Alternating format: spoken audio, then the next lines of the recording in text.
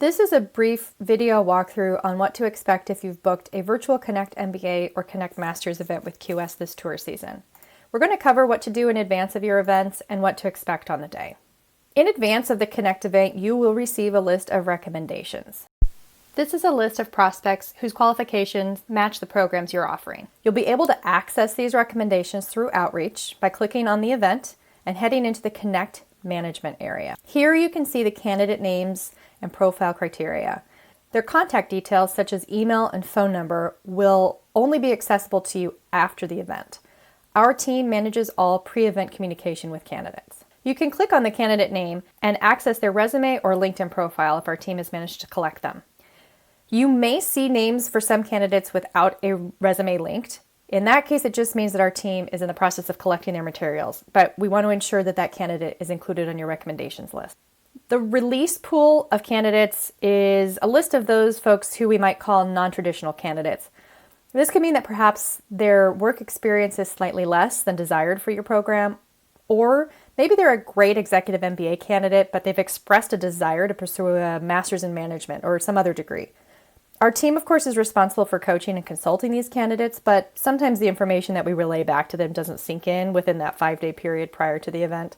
So there might be a mismatch in terms of what your school is offering and what they believe they're interested in. So we don't consider them a solid recommendation, but we still think they're going to be a good fit for your program. The interview section is where you're going to see the candidates who have confirmed appointments with your school, and you'll see these populate to your schedule as meetings. In advance of the event, you're going to receive an email from a candidate selections manager that contains a link to the Zoom client lobby and your personal Zoom room where your meetings will take place. 30 minutes in advance of the first interview slot, we invite all of our clients to the client lobby for an orientation where you can meet the QS staff who'll be working behind the scenes that day, and we'll cover in more detail the process for accessing your Zoom room and accessing your meeting schedule from Outreach. You'll access the event on Outreach by going into that event dashboard and finding the blue button that says Access My Zoom Room. In the original version of Outreach, if you're still using that, the button is green. Once you've clicked, the first important step is claiming host of your Zoom room.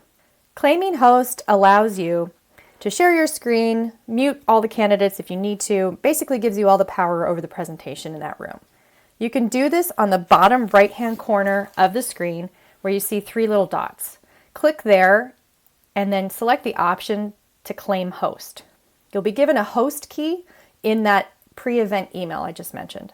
Some tips for managing participants during the event. So first, on the bottom taskbar of your screen in Zoom, you'll see an icon that says Manage Participants.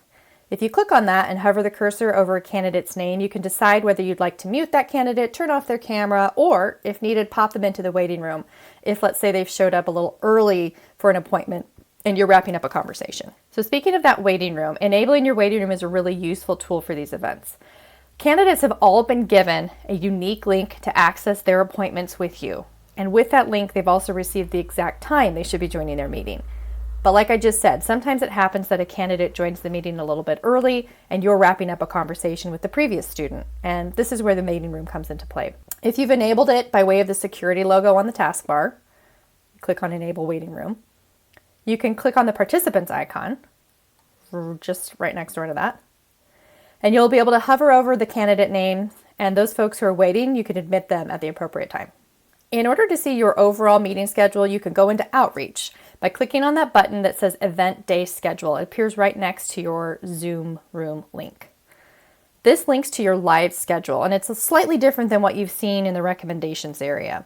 We are able to actually update this in real time with candidate status. So for example, you'll see if that person is running late or if they've contacted QS staff to cancel their meeting. You can click on the candidate name in this section and still look at their resume. And there's also an option for you to make notes on these candidates as you have meetings, and they're downloadable at the end of the event. On the event day schedule, you'll also at the end here see this download candidate notes. This is where you can get the export of any notes you've taken. There's also going to be a call to action where you can download the candidates met. This gives you the contact information for those students you had interviews with. And a button that's not showing here, but will, is a button that asks for you to submit feedback. It's extremely important for us to continue to improve our events, and your feedback is a big piece of that. So please don't forget to do that before you're done.